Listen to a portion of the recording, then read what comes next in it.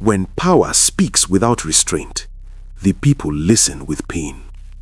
Breaking news coming out of Lagos and Abuja today following widespread public reaction to comments made by Nigeria's Minister of Works, Dave Umahi, regarding the acquisition of land for the 15 trillion naira Lagos-Calabar Coastal Highway project.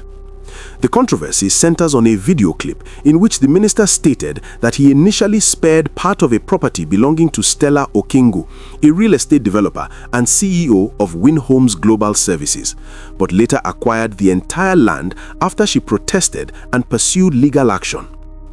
What remains unsettled at this hour is not only the legal outcome of the dispute, but the broader question of how power, property rights, and public infrastructure intersect in Nigeria.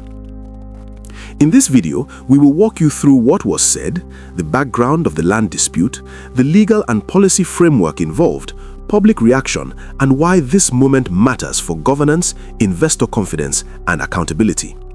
And before we go further, if you believe that public projects must balance development with fairness and respect for citizens' rights, like this video and subscribe to Arise News.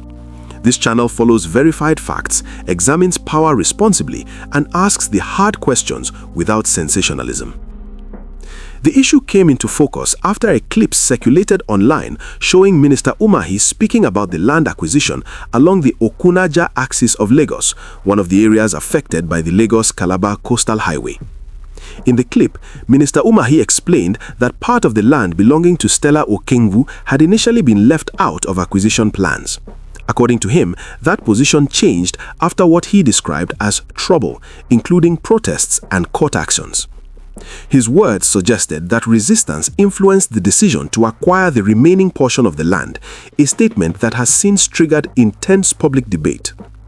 Stella Okengu, for her part, has publicly stated that her company lawfully acquired the land and invested heavily in its development. She claims that Homes Global Services committed approximately $250 million to the project, including funds from Nigerians in the diaspora, and that the property was obtained through due process. Her position is that the acquisition represents not just a loss of land, but a disruption of legitimate private investment. She argues that her actions were within her legal rights and that seeking redress through the courts should not attract punitive consequences. Minister Umahi has defended the acquisition by referencing Nigeria's Land Use Act, which grants government the authority to acquire land for public purposes, including major infrastructure projects, provided compensation is paid. Supporters of the minister emphasize that the Lagos-Calabar Coastal Highway is a strategic national project expected to improve connectivity, boost trade, create jobs, and enhance economic integration across coastal states. From this perspective, land acquisition, while painful for affected owners, is sometimes unavoidable in the pursuit of national development. However, the controversy is not limited to the legality of land acquisition. Much of the backlash focuses on the tone and implication of the minister's remarks.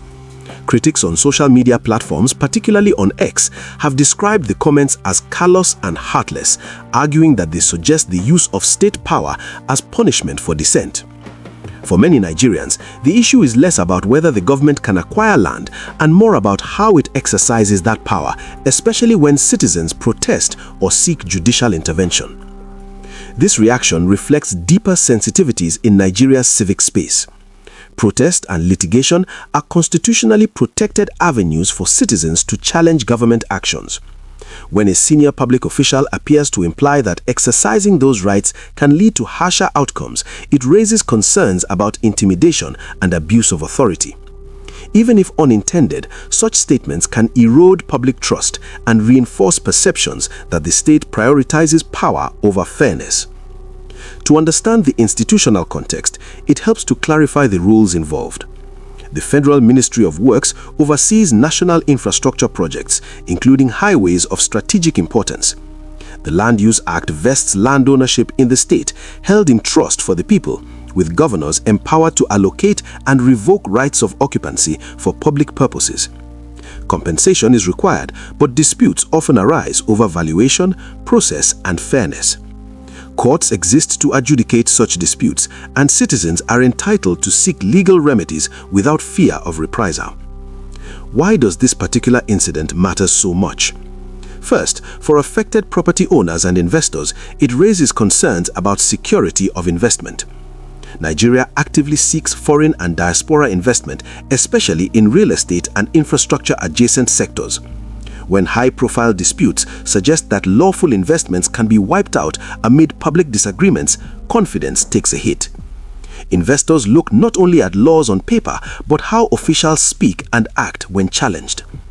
Second, for governance and public accountability, this episode tests the relationship between power and restraint. Infrastructure development is necessary, but it must be pursued with sensitivity, transparency, and respect for rights. Public officials are judged not only by their actions, but by their words. Language that appears dismissive of citizens' grievances can deepen distrust and fuel public anger, even when the underlying policy has legal backing. Third, for Nigeria's broader development narrative, the incident highlights the tension between big projects and individual costs. The Lagos-Calabar Coastal Highway is framed as a transformative national asset, yet its success depends on public buy-in. When communities and investors feel trampled rather than engaged, resistance grows, delays increase, and the social cost of development rises. Supporters of the minister argue that his comments have been taken out of context and that the focus should remain on the long-term economic benefits of the highway. They point to potential job creation, reduced travel time, enhanced trade corridors, and improved regional integration. From this viewpoint, individual disputes, while regrettable, should not overshadow a project of national importance. They also stress that compensation mechanisms exist and that affected parties can pursue them through lawful channels. Still, perception matters in public leadership. The anger seen online reflects not just this case, but accumulated frustration over perceived power imbalances in Nigeria. Citizens are increasingly sensitive to how authority is exercised, especially in matters involving land, livelihood, and investment. The viral nature of the clip has turned what might have been a technical dispute into a national conversation about empathy, accountability, and the limits of state power. Looking ahead, what should Nigerians watch for? An effective resolution would involve clear communication from the Ministry of Works, transparent disclosure of compensation processes, and a reaffirmation that protests and lawsuits are legitimate civic actions, not provocations. Independent valuation, timely compensation, and respectful engagement with affected parties would help rebuild trust. Failure, on the other hand, would look like prolonged litigation, escalating public anger, and a chilling effect on both civic engagement and investment. There is also a broader institutional lesson here. Public officials operate in an era of instant recording and viral clips. Words spoken casually can shape national narratives and international perceptions. Training in public communication, empathy, and rights-aware governance is no longer optional. It is essential for leadership credibility. So, here is the one question Nigerians should consider and discuss thoughtfully. Should government officials be held to a higher standard of language and restraint when explaining the use of compulsory powers, especially in matters involving citizens' property and livelihoods? We close with this reflection. A bridge built without listening to those on its path might stand tall, but it will cast a long shadow. Infrastructure can connect nations, but trust connects governments to the people. Subscribe to Arise News for continued verified reporting and grounded analysis, because development without accountability is not progress, and power without empathy is never sustainable.